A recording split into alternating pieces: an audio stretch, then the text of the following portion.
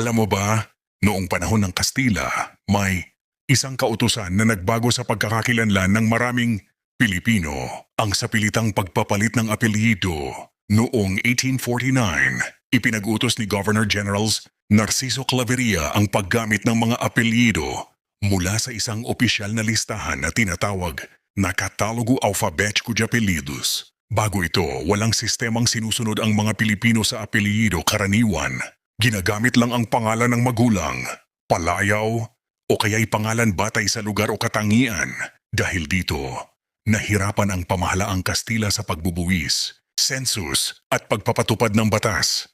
Para ayusin ito, bawat pamilya sa isang barangay ay binigyan ng partikular na apelyido mula sa listahan, kaya madalas magkakatabing pamilya ay may magkakaparehong apelyido kahit walang dugong relasyon.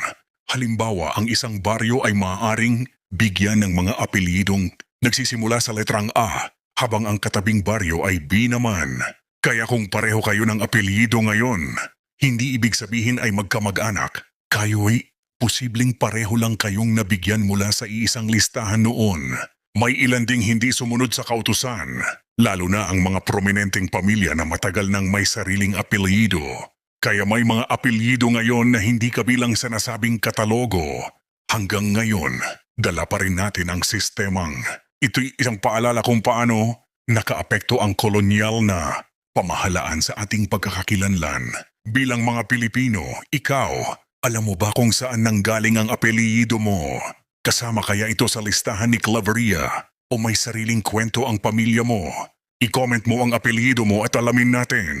Follow mo na rin ang page para sa mas marami pang history at kaalaman ng mundo.